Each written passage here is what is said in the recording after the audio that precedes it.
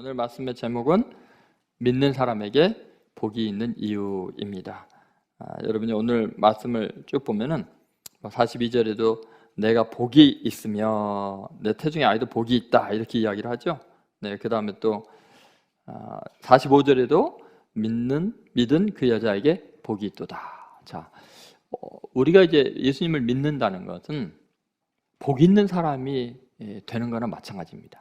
왜 믿는 사람은 복이 있는가? 그거에 대해서 이번 주와 다음 주에 걸쳐서 한번 말씀을 나누려고 합니다. 첫 번째 생각할 것은 신앙에 동역자가 있는 복이에요. 신앙에 공동체가 있는 복이라고도 할 수 있죠. 자, 마리아가 천사의 엄청난 계시를 받았죠. 성령으로 잉태될 거다. 그러니까 막 뛰어서 산속 동네로 막 뛰어갑니다. 그래서 만난 것이 사가랴의 집에 있는 엘리사벳을 만났죠. 엘리사벳이 성령 충만해서 하는 말이 뭐예요? 41절에 보니까 큰 소리로 불러 이르되 여자 중에 내가 복이 있으며 내 태중의 아이도 복이 있도다. 자, 만나서 첫 마디가 너 참 복받은 여자다. 너 태 속에 있는 아기도 복받았다. 근데 여러분 지금 복받은 상황이에요? 천사가 남자도 알지 못하는데 남편 될 사람하고 아무 상관없이 갑자기 배가 불러오는데 이게 복받은 상황입니까? 저주입니까? 이제 아주 인생 최고의 위기를 만났는데 너 참 복받았다. 자, 우리는 누구 하나 나 이해할 수 없고 내가 이 경험한 이 사건 자체가 모든 사람이 오해할 수밖에 없고 이제 놀림감이 되고 멸시를 당하고 저주받을 수 없는데 나를 만나면 충분히 이해해주고 축복해주고 잘된 일이라고 말해줄 수 있는, 찾아갈 수 있는 사람이 있다는 것, 만날 수 있는 사람이 있다는 것이 우리 생애의 최고의 복입니다. 돈이 많은 것보다도 속마음, 내 아픔 다 나눌 수 있는 사람이 있는 것이 하나님이 우리에게 주신 최고의 복이에요. 여러분 믿습니까? 하나님이 여러분에게 무슨 선물을 주기를 원하십니까? 뭐를 갖기를 원하십니까? 저는 우리 성도들을 대할 때 그 기쁨이 있어요. 너무너무나 고마워요. 신앙의 동역자가 있는 복, 공동체가 있는 복의 그 첫 번째는 뭐냐면 아픔을 동감할 수 있는 사람 때문이에요. 아픔을 동감할 수 있는 사람. 자, 마리아의 잉태를 보고 그냥 바로 알아보는 사람이 있어요. 지금 마리아가 엘리사벳 만나서 저 어떻게 하죠? 갑자기 천사가 나와서 이상한 헛소리 하고 그냥 배가 불러오고 이거 어떻게 하면 좋죠? 그런 이야기 안 했어요. 그죠? 척 보자마자 누구에게도 말할 수 없는 기막힌 사연 한마디도 안 했는데도 다 바로 이해해주고 위로해주고 그게 복이야. 그 저주 아니야. 너에게 잘된 일이야. 왜 그럴까요? 어떻게 이렇게 엘리사벳은 마리아 보기만 해도 바로 그냥 그 이해해주고 그 저주 같은 상황, 아무도 이제 세상 사람들은 알 수 없는 이 상황에서 위로할까요? 그 이유는 참 신기합니다. 엘리사벳도 아무도 이해할 수 없는 상황을 경험을 했기 때문이죠. 자, 사실은 엘리사벳은 나이가 많은 할머니죠. 마리아는 10대 후반의 처녀예요. 젊은 여자예요. 엘리사벳은 제사장의 부인이에요. 마리아는 천한 목수의 이제 부인이 될 사람이에요. 나이나 사회적인 계층이나 이 모든 게 차이가 나서 도저히 이해할 수 없는 사람들인데 보자마자 그냥 바로 이해를 해요. 바로 그 아픔을 치유해요. 여러분 이게 얼마나 놀라운 이야기입니까? 자, 왜 이럴까요? 사실은 엘리사벳도 나이가 들도록 아기가 생기지 않아서 세상 사람들이 놀림을 받고 살았거든요. 그리고 이제는 단산했고 할머니가 돼서 이제 희망이 없고 그냥 인생이 사람들 앞에 놀림당하고 저주받은 존재로 하나님께 버림받은 존재로 끝날 줄 알았더니 난데없이 할머니가 아기가 생기니까 자기의 아픔 속에 하나님의 능력이 임하면 얼마든지 하나님의 영광이 될 수 있다는 것을 깨달은 거예요. 참 마리아도 마찬가지예요. 마리아 처녀인데 임신해서 저주받을 상황이 돼서 이 상황을 어떻게 해야 될지 모르는데 먼저 그걸 경험한 그 엘리사벳이 하나님의 기적을 믿기 때문에 하나님의 능력을 믿기 때문에 얼마든지 너 잘 될 거야. 너 이거 저주라고 생각하면 안 돼. 그 경험이 있는 거죠. 그러니까 여러분, 이렇게 하나님께 쓰임받는 경험이 있는 사람들, 그러니까 결이 같은 은혜를 누리는 거예요. 세상적으로 보면 이거 희망이 없는 사람인데 하나님 나라 입장에서 보면 이거 쓰임받는 일이라는 거예요. 이거는 경험해보지 않은 사람은 절대 이해를 못하는 거예요. 그러니까 엘리사벳은 마리아를 충분히 이해하고 있는 거죠. 여러분, 엘리사벳은 어떻게 이렇게 여러 가지 면에서 차이가 나는 마리아를 바로 위로할 수 있었을까요? 먼저 하나님의 놀라운 은혜를 경험했기 때문이에요. 그리스도인은 다 그런 사람들이에요. 천한 죄인들이 하나님의 은혜를 받아 새 사람이 된 사람들 아닙니까? 세상에서 희망이 없기 때문에 하늘나라에 소망을 두고 찾아온 사람들 아닙니까? 그래서 동일한 믿음으로 사는 사람들, 교회 공동체가 바로 하나님이 주신 믿는 사람의 최고의 복인 줄로 믿습니다. 여러분, 우리는 그래서 서로를 위로할 수 있는 거예요. 부끄러운 모습 보여도 그것이 하나님의 능력으로 영광스럽게 변할 줄로 믿기 때문에 이렇게 믿음의 동역자들이 있다는 것, 내 아픔을 동감해주는 솔직하고 진실한 사람들이 있다는 것, 얼마나 큰 복인지 모릅니다. 여러분, 예수님 교회는요, 잘난 척하지 마시고 그냥 자기의 부끄러운 모습을 자연스럽게 드러내도 편안한 교회가 되기 바랍니다. 그래서 여러분, 가끔가다 이제 집단이 모여 있다는 것은 부딪히는 게 반드시 있게 돼 있어요. 오해가 많이 생겨요. 또 오해받는 것 두려워하지 마세요.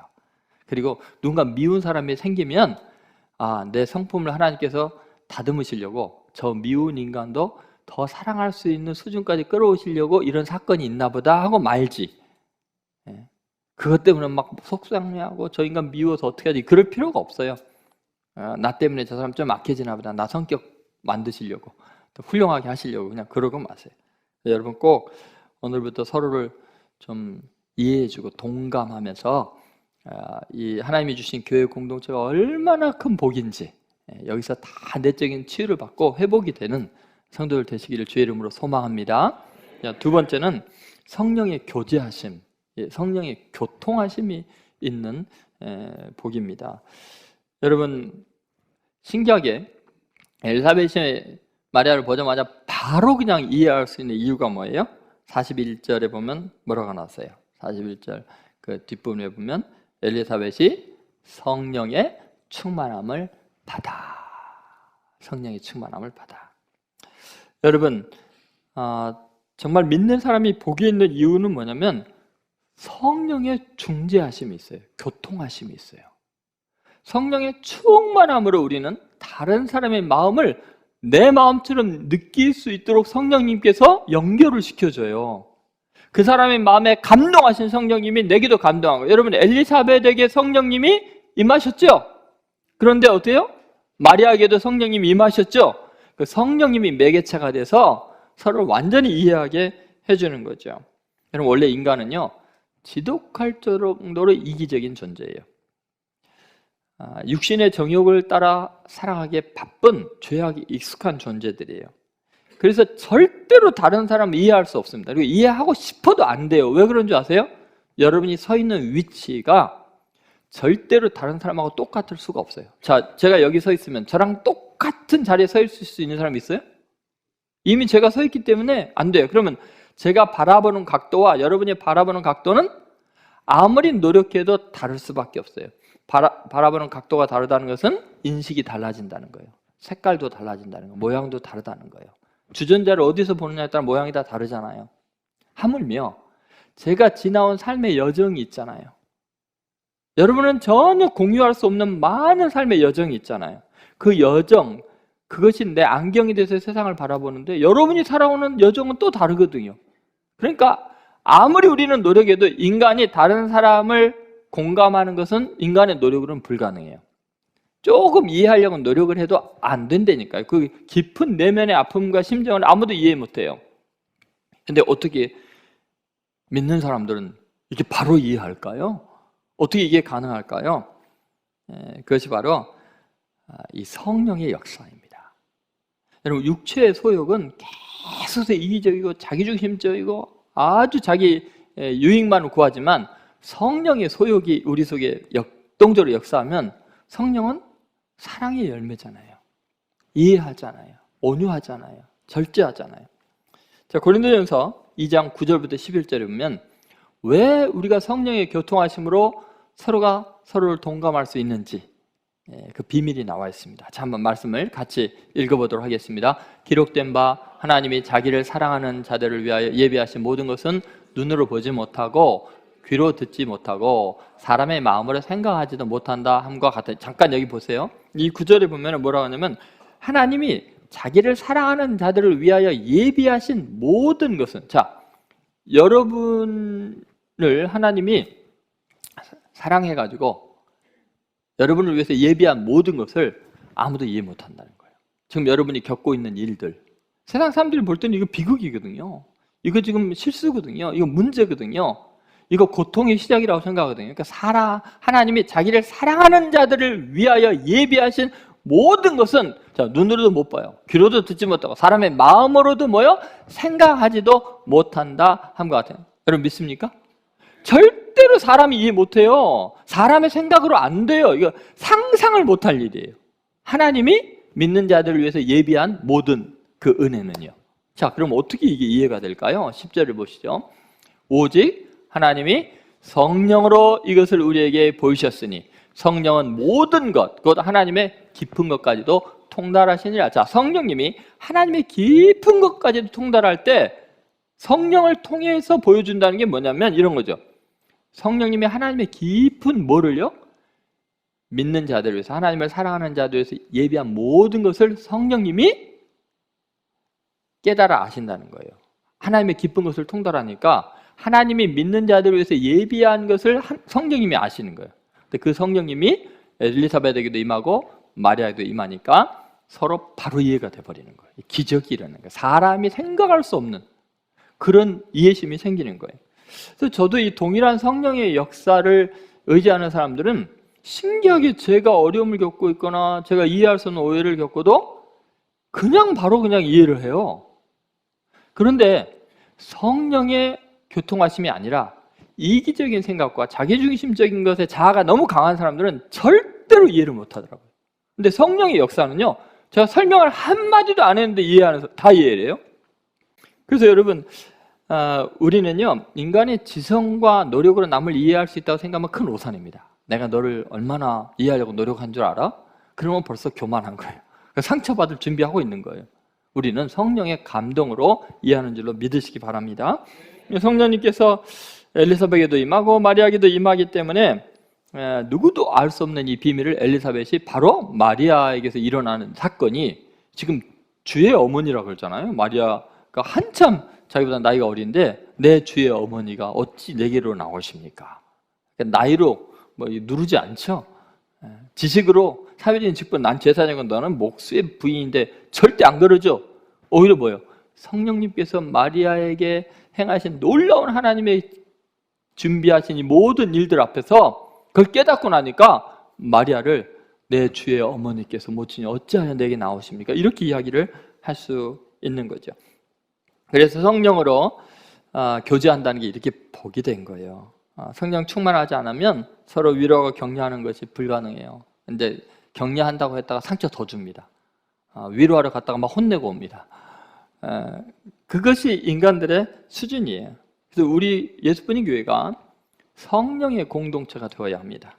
성령의 열매는 사랑과 희락과 화평과 자비와 영성과 충성과 온유와 절제라고 하잖아요. 모든 인간 관계와 관련된 열매들입니다. 맞습니까? 네. 그러니까 정말 성령 충만한 공동체는 이렇게 관계가 굉장히 회복이 빨라요. 바로 이해하게 되는 거죠. 여러분, 공동체 속에 성령의 역사가 있다는 것이 하나님이 우리에게 주신 가장 큰 복입니다. 얼마나 큰 은혜인지 모릅니다. 빌립보서 2장 1절부터 2절에 이런 말씀이 있습니다. 같이 읽겠습니다.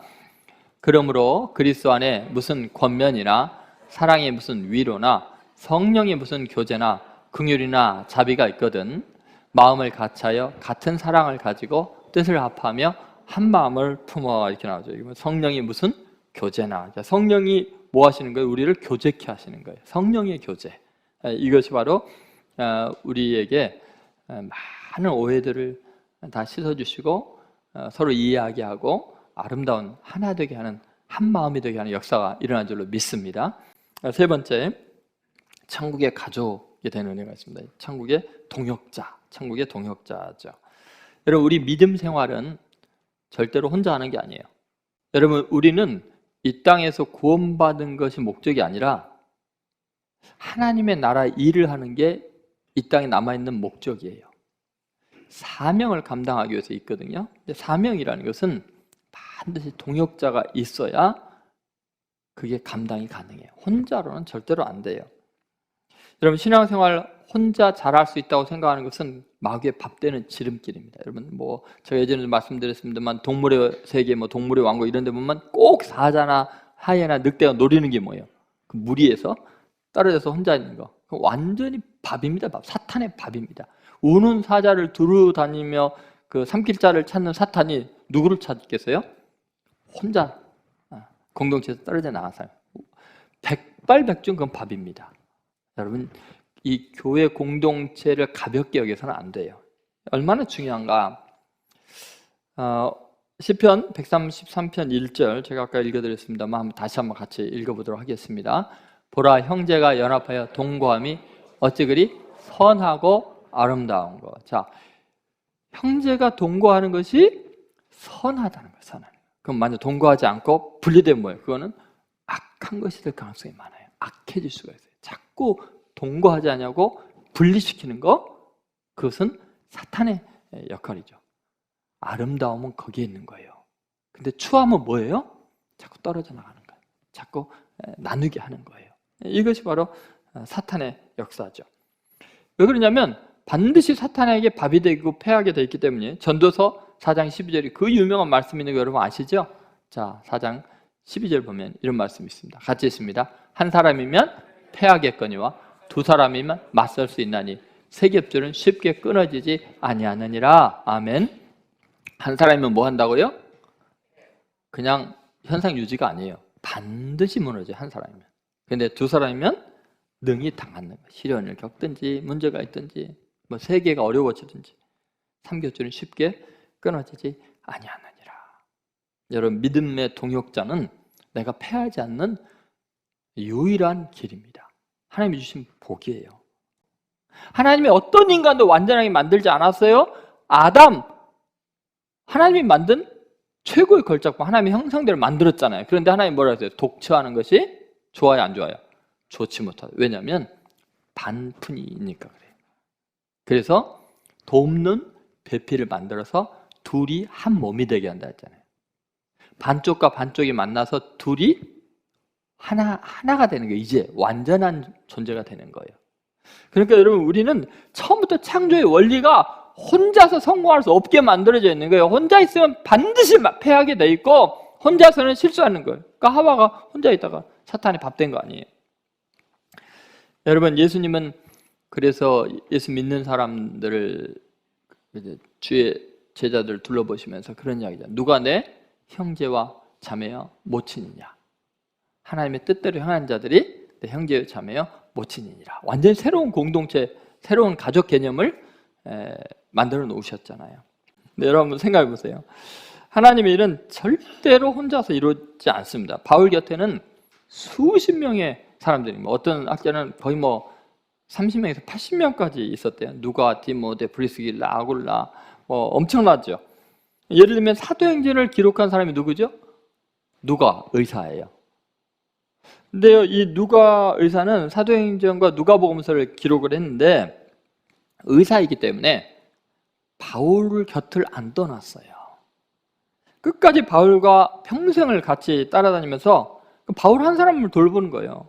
그러면서 그의 몸을 맨날 이제 맞고, 돌에 맞고, 채찍에 맞고, 감옥에 갇히고, 그러니까 의사 없으면 안 되는 거예요. 그러니까 병원이 따라다니는 건 마찬가지. 하나님께서 바울에게는 누가가 없었으면 벌써 바울은 죽었겠죠. 그리고 비서 역할까지 다 했어요, 누가가. 그 유명한 의사가 또 그 누가복음서나 사도행전을 쓴 그 필체를 보면요, 너무 탁월한 문학가입니다. 그러니까 다른 마가복음서를 쓴 그 필체하고 누가복음서, 사도행전을 쓴 이 필체는 수준 차이가, 문학적인 수준 차이가 하늘과 땅입니다. 그 정도로 뛰어난 헬라 지성인이에요. 더구나 의사예요. 그런데 평생 자기는 개업이 하지도 않고 바울만 한 사람만 돌본 거예요. 근데 바울이 3년 동안은 가장 인생이 고달픈 인생을 보내요. 2년을 감옥에 있고 1년은 풍랑 만나서 뱃속에서 죽을 고비를 넘겨. 그런데도 가장 바울이 비참해지고 죄수로 오명을 쓰고 처참한 지경에서도 끝까지 바울의 사람들은 바울을 떠나지 않아요. 바울이 유명할 때, 능력이 있을 때가 아니라 가장 비참할 때도 결코 떠나지 않습니다. 그것이 위대함이죠. 그래서 바울이 바울 될 수 있었던 거예요. 여러분, 누가는 바울이 감옥에 갇히면요, 자기가 감옥에 못 갇히면은 감옥 근처에다 방을 세를 내갖고 얻어갖고 맨날 병문안 가서 치료를 해준 거예요. 그래서 바울의 말 다 쓰고 편지 쓰고 심부름하고. 그래서 바울 곁에 사람들이라는 거죠. 자, 그들이 함께 이렇게 힘을 모아서 사역을 나가는데 전체 사역은 바울 선교예요. 바울 선교. 바울이요, 되게 자기 주관적입니다. 다른 사람이 이렇게 뭐 자기 이름으로 하면 다른 복음 전에 딱 혼나죠. 그 바울은 철저하게 자기가 깨달은 이 복음 중심으로 해서 끝까지 복음을 이끌어 갑니다. 그런데 너무나 많은 사람들이 보이지 않게 바울 선교회, 그거를 최선을 다해서 눈물과 땀과 수고와 목숨을 걸고 헌신하죠. 여러분, 예수님은 우리가 가장 복받은 자라고 말하는 이유는 명백합니다. 우리가 하나 되어야 하나님의 일을 할 수 있기 때문이죠. 예수님의 말씀입니다. 요한복음 17장 21절에서 23절 말씀 같이 한번 읽어보겠습니다. 아버지여, 아버지께서 내 안에, 내가 아버지 안에 있는 것 같이 그들도 다 하나가 되어 우리 안에 있게 하사 세상으로 아버지께서 나를 보내신 것을 믿게 하옵소서. 내게 주신 영광을 내가 그들에게 주었사오니 이는 우리가 하나가 된 것 같이 그들도 하나가 되게 하려 함이니이다. 곧 내가 그들 안에 있고 아버지께서 내 안에 계시어 그들로 온전함을 이루어 하나가 되게 하려 함은 아버지께서 나를 보내신 것과 또 나를 사랑하신 것 같이 그들도 사랑하신 것을 세상으로 알게 하려 함으로소이다. 아멘. 여러분, 이 말씀의 핵심은 뭡니까? 지금 우리가 받은 복은 사실은 예수님이 누리고 있는 복이라는 거예요. 아버지와 아들과 성령이 하나가 된 것처럼, 예수님이 우리가 하나가 된 것처럼 저들도 다 하나가 돼요. 이게 무슨 말이에요? 너희가 신적인 관계성을 누리라는 거예요. 예수님의 소원이에요. 그래야 세상이 너희가 하나님 아버지께 사랑받는 것을 알게 된다는 거예요. 하나님의 사랑이 어떻게 드러나냐? 우리가 서로 사랑하고 하나가 될 때 세상이 이 복음을 믿게 된다는 거예요. 예수님이 아버지께서 내게 주신 영광을 나도 너희에게 주겠다고 할 때 그 예수님의 영광이 뭐냐면 삼위일체 하나님이 삼위가 일체가 된 거예요. 그것처럼 너희도 다 하나가 되어라. 우리 안에 하나가 되어라. 여러분, 믿는 사람이 복받은 이 첫 번째가 바로 이런 거예요. 믿음의 공동체라는 것은 신적인 공동체예요. 그렇죠? 여러분, 이런 믿음의 형제자매들이 있다는 것이 하나님이 여러분에게 주신 최고의 복입니다. 마리아가 엘리사벳을 만났을 때 그 모든 두려움과 이게 다 씻어지는 거예요. 여러분, 꼭 이 복을 누리시게 되기를 주의 이름으로 축원드립니다.